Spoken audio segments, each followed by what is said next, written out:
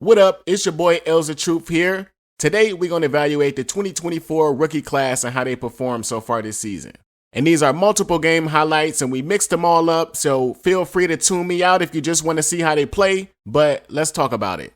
Today we have 4 players that we're going to evaluate and we're going to go in the order that they were drafted, starting with Caitlin Clark, followed by Cameron Brink, then Rickea Jackson, and lastly Angel Reese.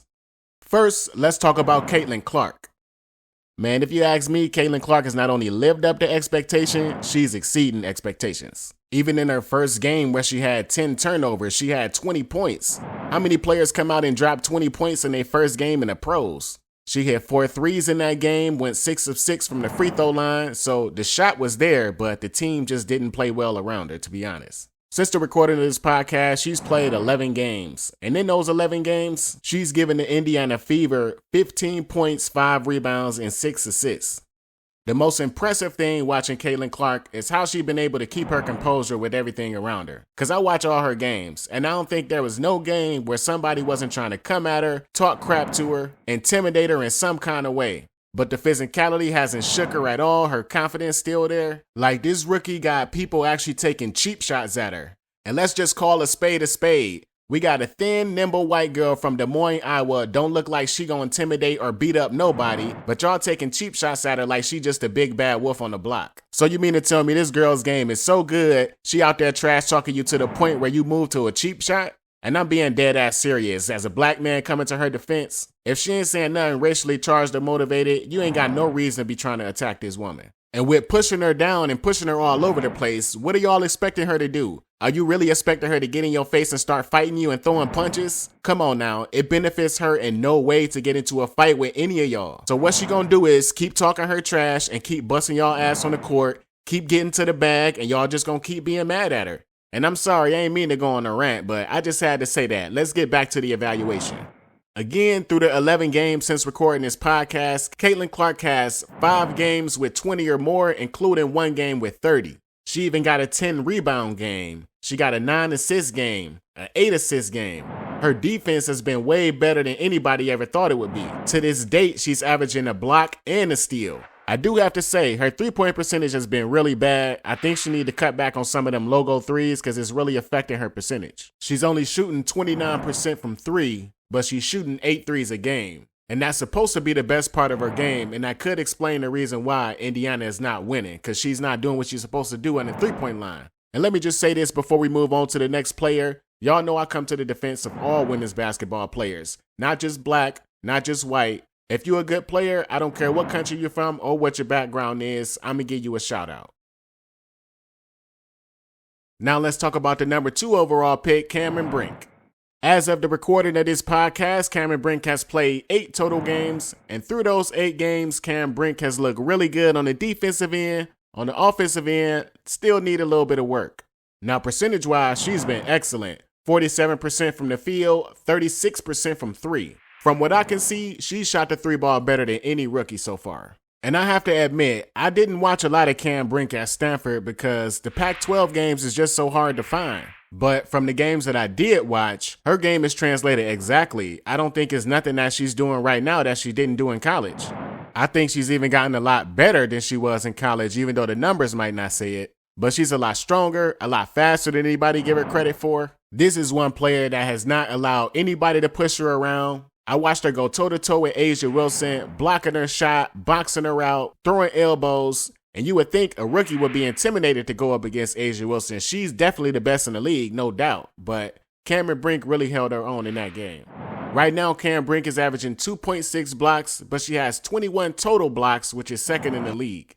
Another thing that's translated over to the pros is Cameron Brink being in foul trouble. Right now, she has 34 total fouls, which is also second in the league. But I gotta come to Cameron Brink's defense on this. The refs be calling some straight bullshit on Cam, let's be honest. Everything this woman do is not a foul. Tell them low-ass players to stop coming in there with them weak-ass layups, and because she's stronger than what she look, she knocking their ass down. And I don't know why the refs keep doing this. They consistently just keep taking her off the floor. I must say, Leah Rule has grown on me. She's gotten a lot better, but let's be honest with the team. We watching to see Cam Brink. Another reason she needs to be on the floor, Cam Brink is number 1 in the league in block percentage. which means the percentage of the time that she's on the court, she's blocking more shots than anybody. That being said, the only reason she don't lead the league in blocks is because they taking her off the court. But again, for the offense, it's not been bad. She's just not been scoring as much as you want her to. She's averaging 9 points. She only has 3 games in double-digit scoring. Her percentages are there. She's just not taking her shots in volume. Cameron Brink's rebounding has been really good considering how much she blocks shots. She has not yet had a game with 10 rebounds, but she has several games with 8 or 9. She's also averaging a steal, which I didn't expect, but them long arms can get in any passing lane. If I had to give Cameron Brink a letter grade on her play so far, I would say a solid B. Not a B minus, not a B plus, just a solid B. Now let's talk about the number 4 overall pick, Rickea Jackson.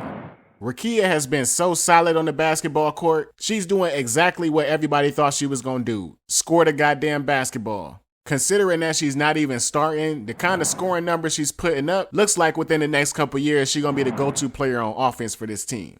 As of the recording of this podcast, Rickea Jackson has only played in 7 games, but of those 7 games and any other rookie that's played at least 7 games or any other rookie in general, she's got the highest field goal percentage at 49%. There's only been 4 games where she hasn't scored in double-digit points, and in 2 of those games she had 9. And this girl is just a straight walking bucket, stays composed on the court, nothing gets her out of her hookup, breaks people down and draws fouls at will. This whole LA Sparks team is knocked down free throw shooters damn near, but Rickea Jackson in general, you don't want to put her on the line and let her see some of them buckets going in because then you at her mercy. I know I said Cam Brink's three-pointer looks the best, but Rickea Jackson's three-pointer is actually the best because she's shooting it at 46%. I know I've said it multiple times, but I really don't like how they treating her in LA. She has started in the last 3 games and I'm hoping that can continue, but she's still not playing 30 minutes per game, which I think she should be doing. It seemed like anytime she out there and she got it going, Kurt Miller pull her off the court. In her top scoring game where she scored 16 points, she only played 20 minutes. She shot 5 of 7 from the field in that game. She was 2 of 2 from 3. And this was against the Indiana Fever, so it was no reason that she shouldn't have been out on that court. I don't know why some coaches think they gotta pull some strings or put their stamp on the game. No, leave your best players in the game and let them rock. When these players was in college and on the blacktop, they was going 35, 40 minutes. I'm pretty sure they want to do the same thing. And I ain't saying run them into the ground, but I'm gonna let my players tell me they tired. But now let's close this out by talking about the one and only Angel Reese. Another phenomenal rookie whose game has been translating really well into the WNBA. The things that she was really good at in college, she's been really good at in the league. One thing I love about Angel Reese being in Chicago is Coach Teaspoon is letting her burn it out. She not holding her back. She not on no minute restriction. She letting Angel Reese go the whole game if she want to. Angel Reese has literally only come out the game because of fatigue or foul trouble. She still has some trouble scoring the ball. Her touch around the rim is definitely below average. Right now, she only shooting 35% from the field, and she taking about 10 shots per game.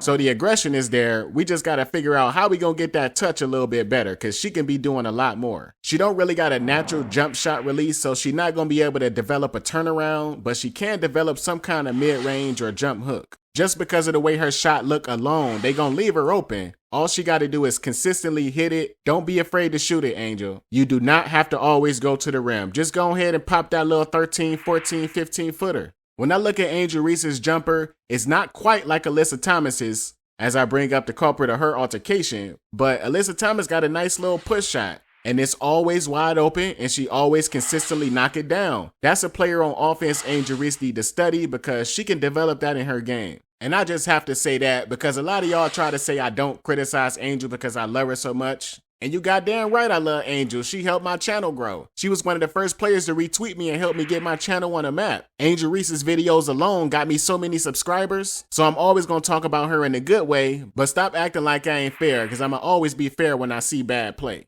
And for me, Angel Reese don't play bad. When I watch her play, she does so many things outside of scoring that impact the game. You can't just look at her field goal percentage or her missing shots and say, oh, she can't play. Even when this girl is missing shots, she's still commanding double teams. Other players is getting open because she got the ball. If you watch the games, just pay attention to what happened when she get the ball if she ever get an ISO.